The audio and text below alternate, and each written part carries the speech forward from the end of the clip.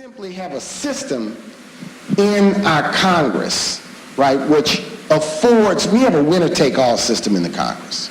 So if you get 51 out of 100 seats in the Senate, it gives you total power and control. You name all the committee chairs, you have a majority of the seats on the committees, you control the staff, you control the budget, you control the flow of legislation. The only thing the other side has is a limited use of the filibuster rule. In the United States House of Representatives, if you have 218 out of 435 seats, you control everything. We have a winner-take-all system. Now, none of that is written in the Constitution.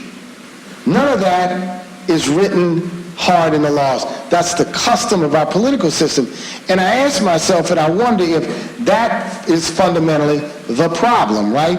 Because you afford 100% of the power. Suppose you had a system where if you get 51% of the votes, you control 51% of the committees. And the other side controls 49% of the committee. Suppose you had a different system than the system you have today. So what this means is that that ends up being why you have the gridlock and the deadlock system that you have today. And it also means that moderate Republicans, right?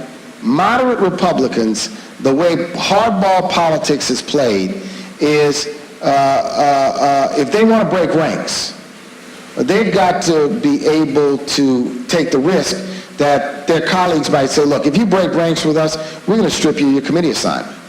We're not going to consider you for a favorable committee assignment. That's real politics, and that's what we're dealing with. And that thwarts the ability of legislation. So you don't have a free-flowing coalitions. One of the reasons why in my time in the 90s, when I served in the Louisiana legislature, you didn't have hard party line control. So you had a lot of free-flowing coalitions, right? You had coalitions made about specific pieces of legislation, you know, here and there. And that could occur because you didn't have Republican or Democratic control. It was more of an open system. It's not that way anymore in the Louisiana legislature, but that's the way it was back then.